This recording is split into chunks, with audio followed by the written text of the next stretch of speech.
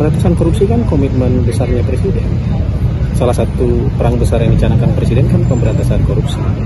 Jadi pemberantasan korupsi pasti jalan terus tanpa pandang bulu. Gitu, itu kan komitmen Presiden. Bang, dikit bang, agenda bang. Kalau agenda bang. Agenda apa? Iya. Aduh, hari ini. Tunggu. Hah, apa itu? Sudah.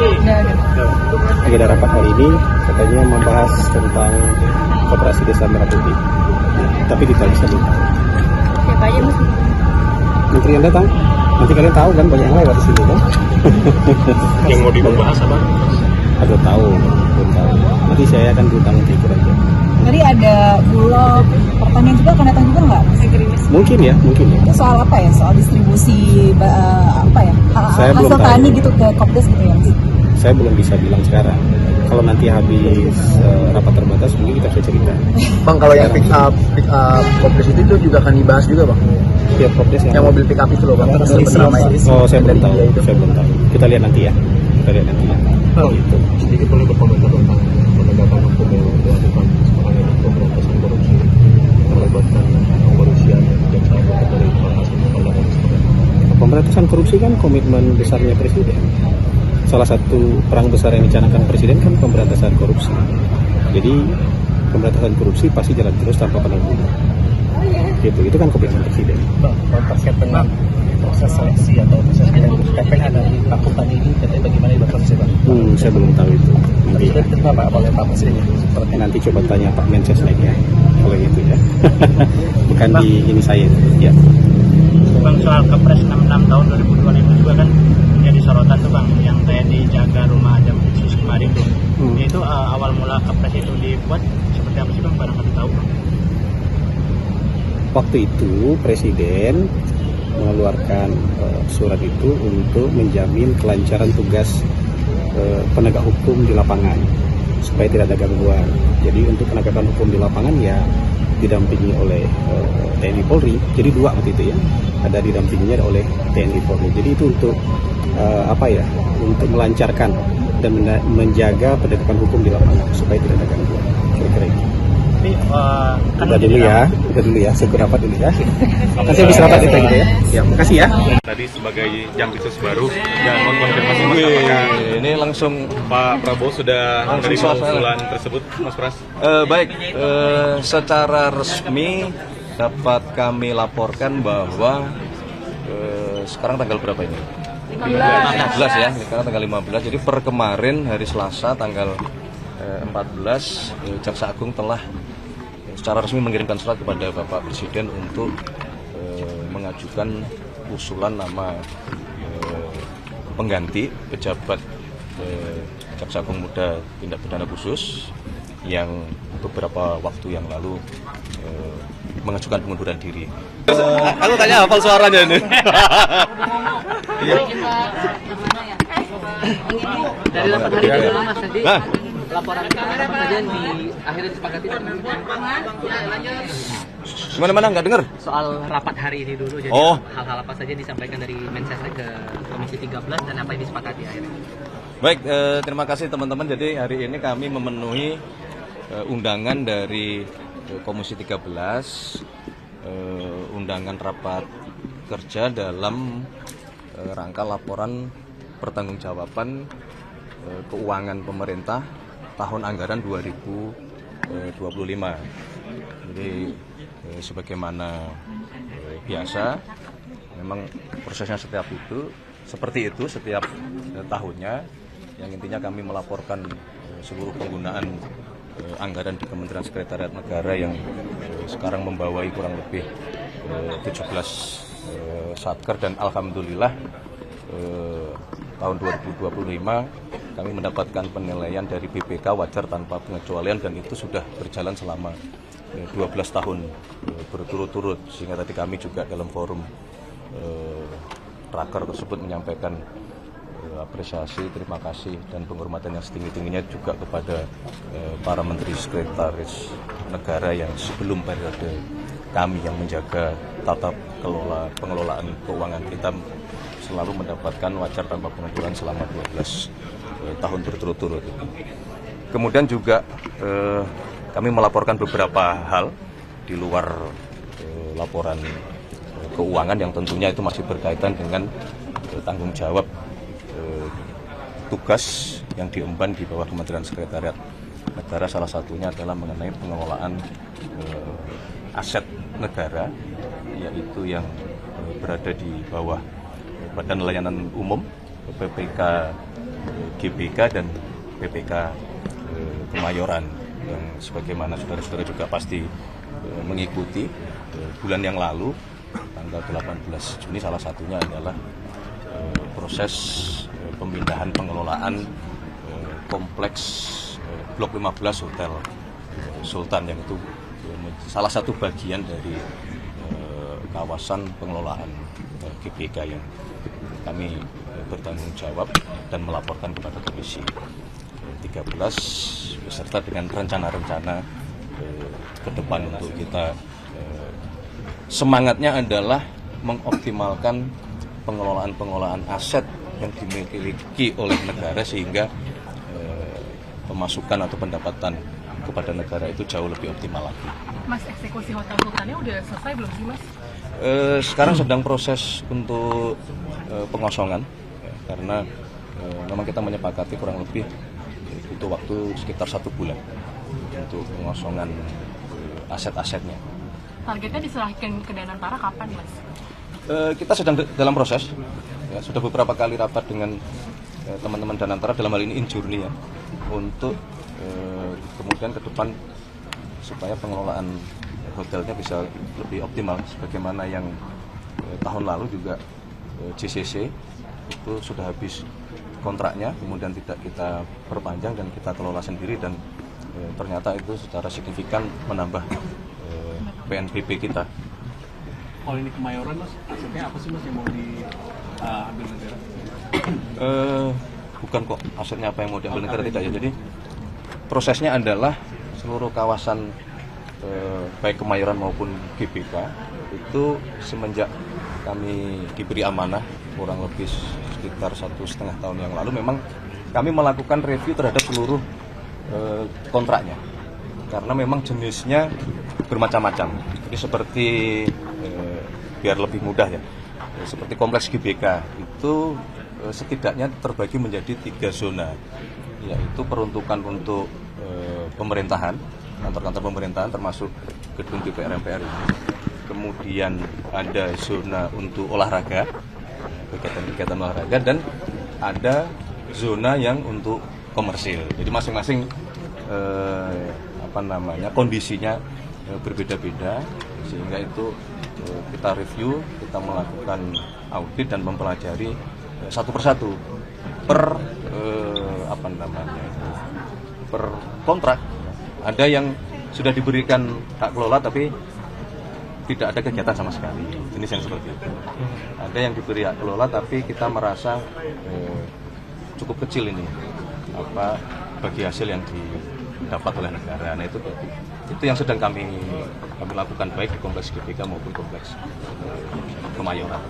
Mas bisa dikonfirmasi Mas untuk Jaksa Agung mengusulkan nama Pak Kun tadi sebagai Jampisus baru, dan konfirmasi Mas apakah ini langsung Pak Prabowo sudah menerima usulan tersebut, Mas Pras? Baik, secara resmi dapat kami laporkan bahwa sekarang tanggal berapa ini?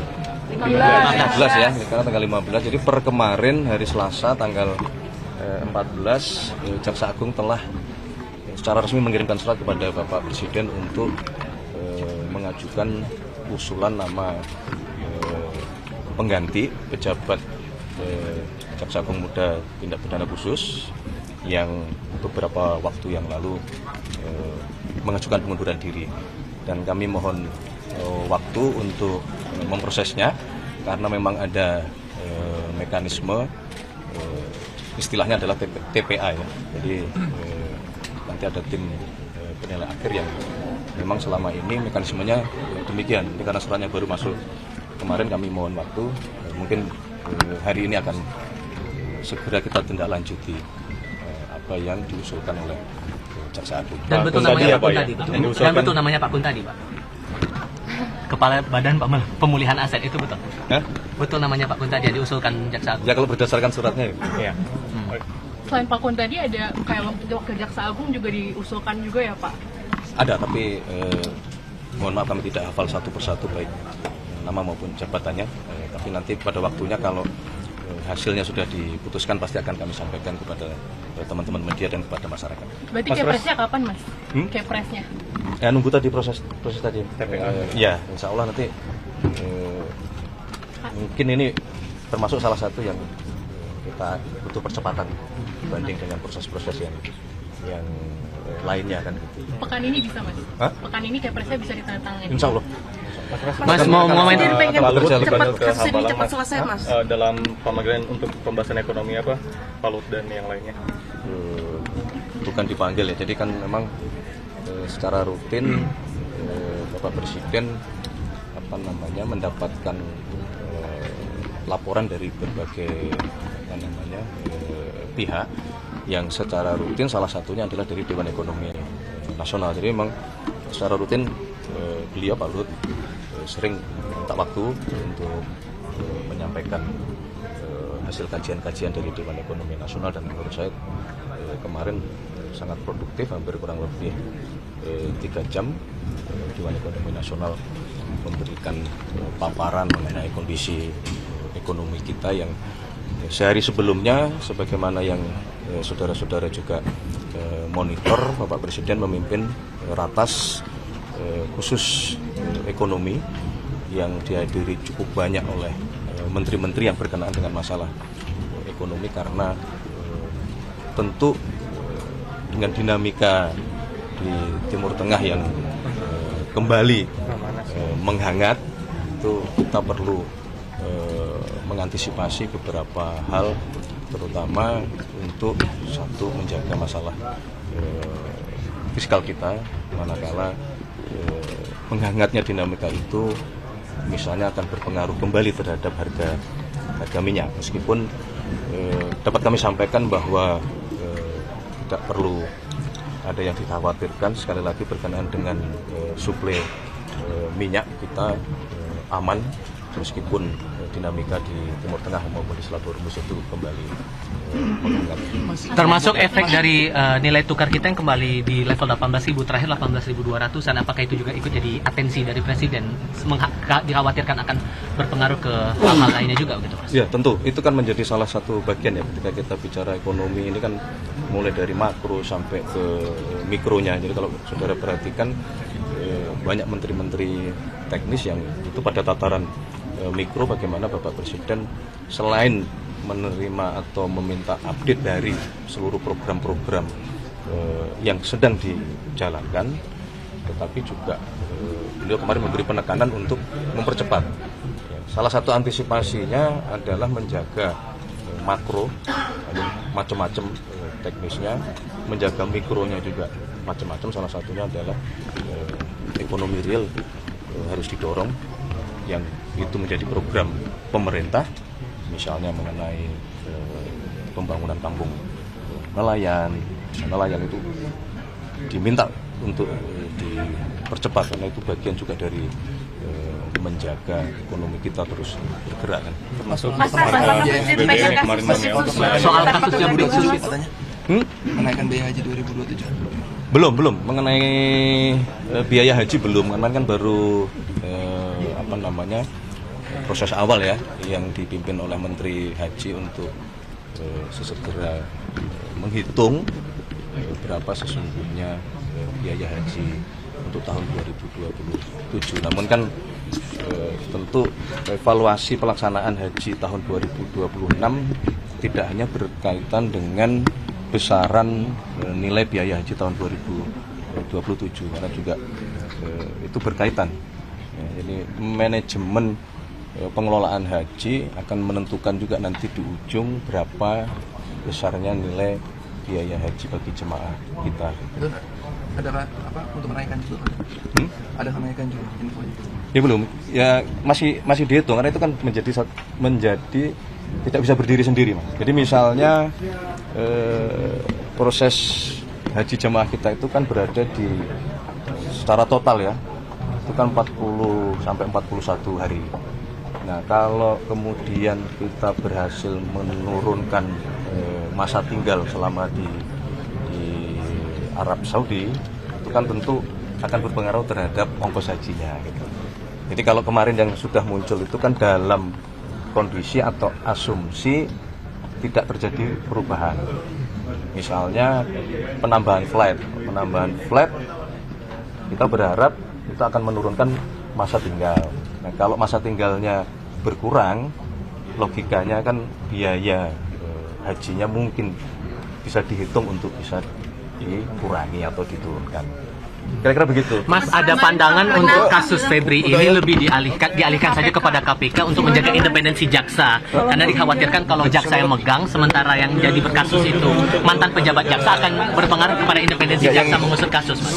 Gimana kalau yang penting menurut pendapat saya adalah kita semua, sekali lagi ya, sebagaimana yang sudah berulang kali saya sampaikan, bahwa mari kita menghormati seluruh proses hukum dan berkenaan dengan masalah tindak pidana korupsi.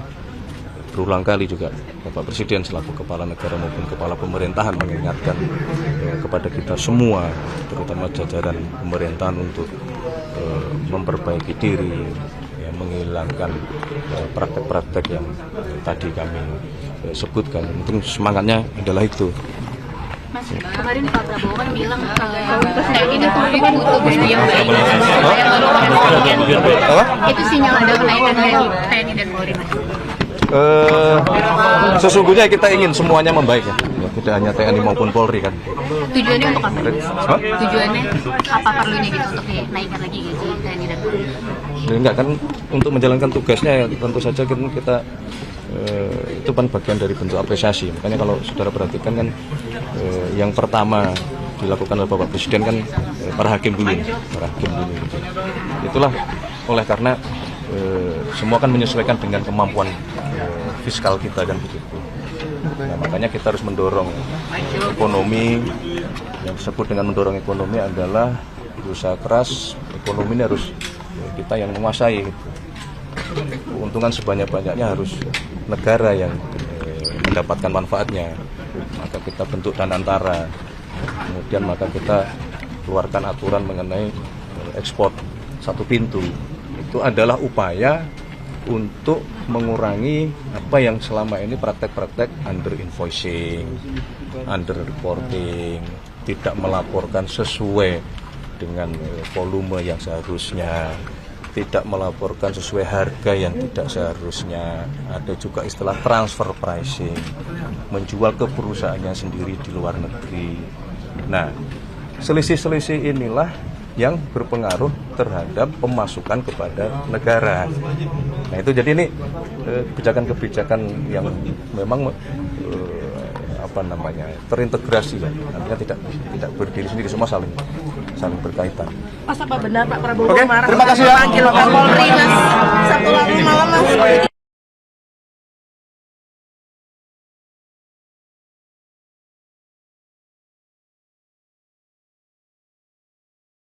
Subscribe, share, like, and comment. Subscribe, share, like, and comment. Subscribe, share, like, and comment. Subscribe, share, like, and comment.